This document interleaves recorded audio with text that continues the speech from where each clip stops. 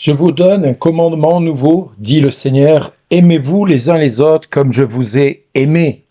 Tu aimeras le Seigneur ton Dieu de tout ton cœur, de toute ton âme, de toute ta force et de toute ton intelligence et ton prochain comme toi-même.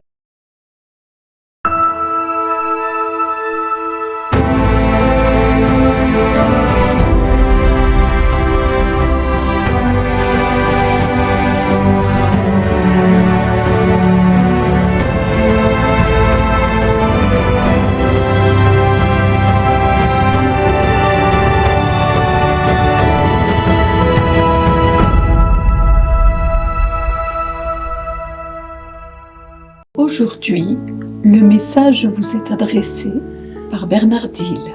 Bonjour les amis, vaste programme que nous donne l'évangile de ce jour. Tu aimeras le Seigneur ton Dieu de tout ton cœur, de toute ton âme, de toute ta force et ton prochain comme toi-même. Oui, c'est vrai, nous devons l'aimer, nous devons le chérir, nous devons aimer Dieu, nous devons aimer nos frères. C'est un vaste programme qui devrait être normalement facile à vivre et à mettre en pratique au quotidien. Mais voilà que ça devient de plus en plus compliqué dans notre société. Parce qu'aujourd'hui, nous voyons plein de choses se faire et moi le premier, j'ai déjà tendance à des fois à vite à me mettre en pétard de voir certaines choses se faire qui me sont purement et simplement scandaleuses. Pour tout vous dire, ces choses qui sont scandaleuses, elles pourraient nous révolter et nous obliger à dire « je ne veux plus faire partie de cette société ». Mais comment faire ? Je vais aller sur une île déserte tout seul. Existe-t-il cette île déserte ? Et cette île déserte pourra-t-elle me protéger au moment des tempêtes, etc. Pourrais-je fuir cette société dans laquelle je suis, qui est tournée vers la méchanceté, vers l'égoïsme, vers l'égocentrisme, vers les images malsaines, vers la pornographie, qui ne sait plus comment faire pour séduire nos jeunes. Nous pourrions aussi nous tourner vers une société meilleure, mais où est-elle cette société meilleure ? En Chine, en Russie, en Ukraine, en Afrique, aux États-Unis, en Amérique du Sud, en Europe ? Non, nulle part. Il n'existe pas cette société magnifique et merveilleusement belle.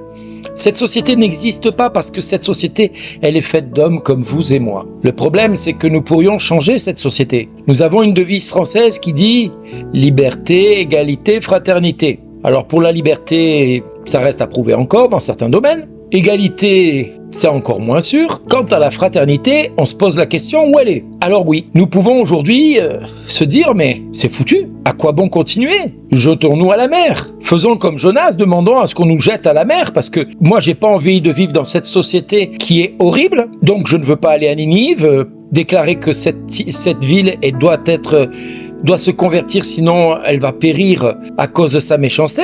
Donc je me sens pas capable d'aller dire à nos chefs d'État, vous faites n'importe quoi, convertissez-vous, croyez en la bonne nouvelle. Donc comme je me sens pas capable de faire une telle chose, et que quelque part j'attends toujours que ce soit quelqu'un d'autre qui le fasse à ma place, franchement, à quoi bon aller plus loin ? À quoi bon chercher une solution ? Et nous sommes certainement très très nombreux aujourd'hui à voir notre société s'enfermer dans une montagne de choses qui font qu'aujourd'hui les seules propositions qui nous viennent sont des propositions qui ne font que reporter à plus tard quelque chose qui pourrait être évident pour tout le monde. Et quelle serait la chose que la société pourrait faire pour que cela change ? Alors peut-être vivre ces 3 devises françaises, liberté, égalité, fraternité ? Non. Il y a quelqu'un qui a 2000 ans a laissé un message, il me semblait, somme toute, un petit peu hors du commun.